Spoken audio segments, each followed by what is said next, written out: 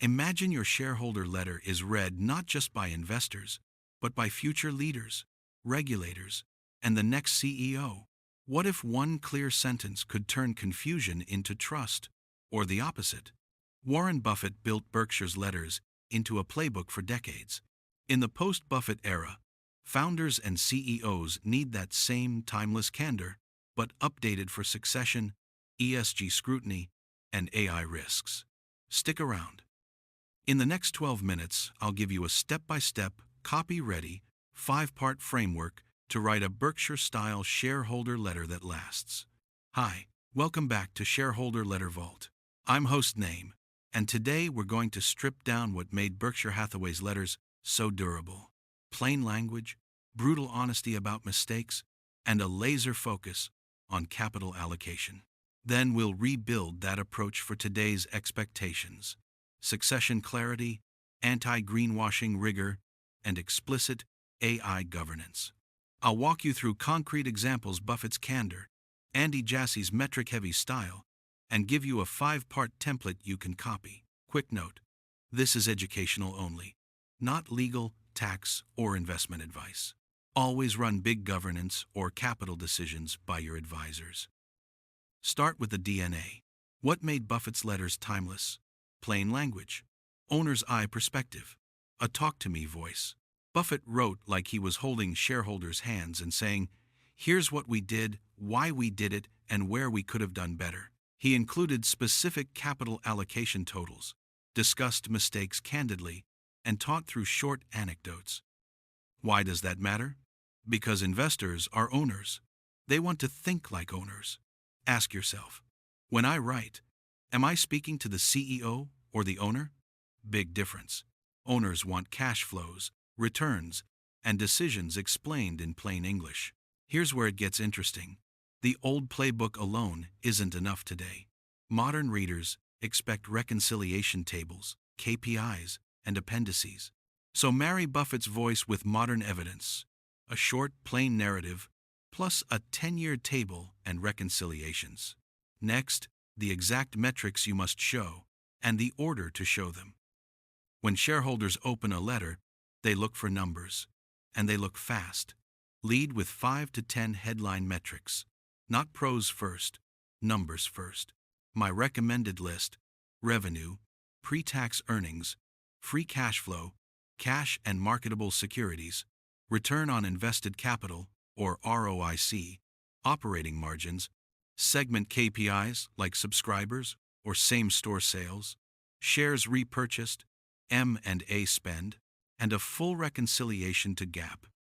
Example: Amazon CEO Andy Jassy has shifted letters toward operational metrics and explicit AI investment calls, revenue growth numbers, AWS margins, and headline R&D and AI spend. Why? Because investors want to see where the cash is being reallocated. But numbers without context are noise. After the headline metrics, offer a 1-paragraph context. Why the year moved these numbers. If free cash flow fell because of a one-time restructuring, say that clearly, and link to the appendix showing the reconciliation. Do not hide non-GAAP adjustments. Modern investors will dig them up in 10K filings. Be transparent up front. Buffett didn't hide mistakes. He wrote about them as teaching moments. When you blow a forecast or an acquisition underperforms, name it, explain the root cause, and show the fix. That reduces rumor, risk, and builds credibility. Example: Buffett explained investment missteps and wrote, sometimes with humor, what he learned. Similarly, a modern CEO might write, we overpaid for X because we underestimated integration costs. We've created a cross-functional team, a binding post-close performance metric, and adjusted our acquisition approval thresholds. Concrete remediation beats empty contrition. Now, this is crucial: link mistakes to policy change. If AI caused a faulty decision because of a biased model, explain the governance changes, new model validation, third-party audits, and board AI committee oversight. Don't bury it. In risk factors, show action. Next, the heart of a Berkshire-style letter, the capital allocation narrative. The capital allocation section is the spine of any Berkshire letter. Buffett told shareholders exactly how cash was deployed: buybacks, dividends, new investments, and the rationale for each. Your letter needs the same clarity: how much you deployed, where, and why. Use a simple format: total capital deployed in dollars, split by buybacks, dividends, M&A, capex, and share issuance. Then pick 2 examples to flesh out. For instance, we repurchased $500 million at an average price of X because we estimated intrinsic value at Y. We acquired company Z for $200 million to gain technology A, which we expect to accelerate segment growth by X in 3 years. In the post-Buffett era, succession affects capital allocation. Why?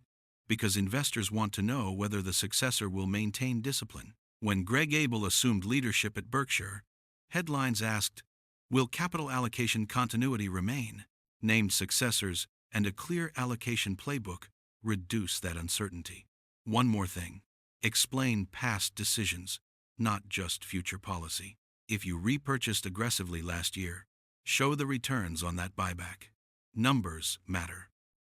Succession is no longer an afterthought. After Buffett's handoff, investors expect named successors, timelines, and evidence of continuity or planned change. Don't hide succession in boilerplate. Name who's taking responsibility, outline the transition steps, and explain how that person will be measured. Practical checklist items to include: name the successor or naming process, state the expected transition timeline, outline board oversight during transition, explain how performance will be measured, and include the governance Q&A in an appendix.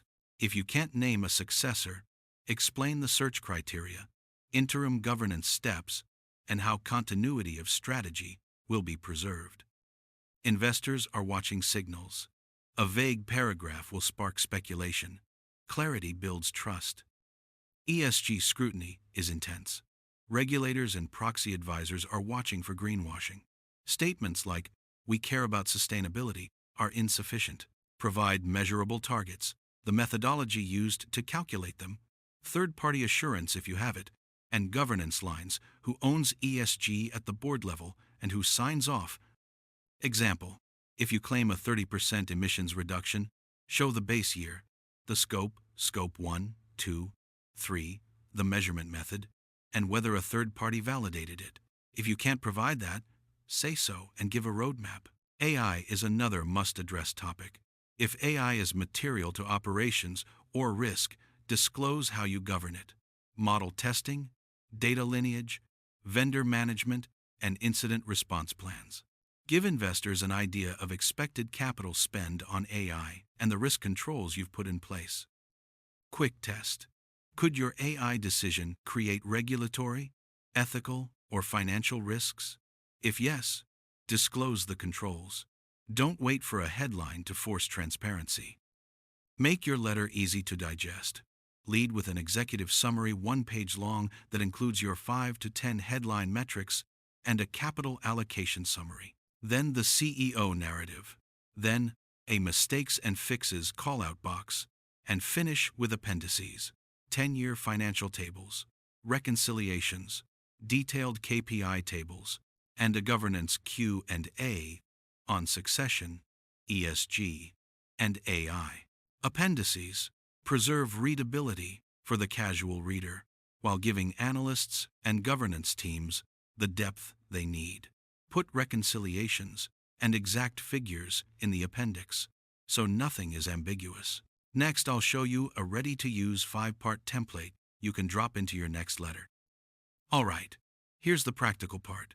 I'll read the 5 sections and a 1-sentence example for each.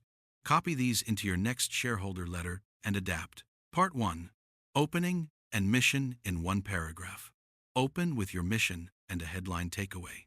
Example sentence: our mission remains to create long-term owner value by investing in high-return businesses. In 2025, we generated X dollars in free cash flow while investing Y dollars in AI and repurchasing Z dollars of shares. Part 2. Year in Review. 5 to 10 headline metrics plus 1 paragraph of context. Example. Headline metrics. Revenue. A. Dollars with X% change. Free cash flow B dollars. ROIC C%. Cash and marketable securities D dollars. The year's primary driver was segment growth in X and strategic investments in AI for Y. Part 3. Mistakes and lessons in 3 to 5 brief bullets. Name the mistake, root cause, remediation, and expected outcome.